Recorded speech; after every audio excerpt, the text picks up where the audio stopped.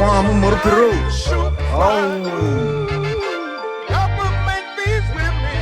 Zile Nu mai zic că-i Dani, că v-ați alarmat. Sunteți slăbături ca Brem, lempele în scot un briceac. Pizdo, au 3 piese, pe toate m-ați copiat. Am un flow scos din ocean, tu din groapă sari în lac. Pizdo, aud de dis, dar știu că o să îți ias o glumă. La școală toți băieții spun în păr câte o gumă. Tactul nu ba bere, știi că bea numai de prună. Din țico până în butea, vă omor, știi, nu e bună. Am zis că o las mai moale cu bagabonțeala. Mama să nu mai plângă, tata nu mai vreau cureaua. Mă știu cu medici, cu șomeri până și cu săgeți. Toți învăț substanțe, unii folosesc, alții gătesc. Eu doar le fumez.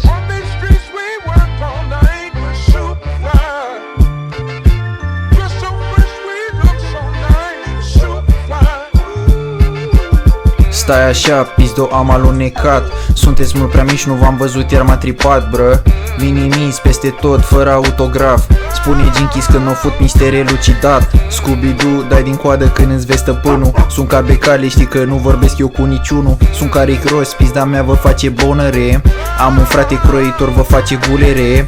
Voi lăsați profesioniștii să își facă treaba. Cântați cu pătura pe cap că vă aude mama. Pe mamă o țin în bani, știe că merge treaba. Lui tata iau merțan, îmi zice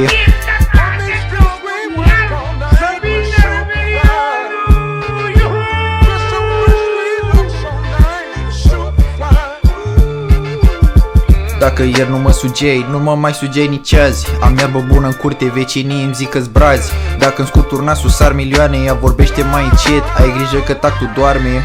Beat-ul free, dau freestyle și nu-mi pasă de gardă.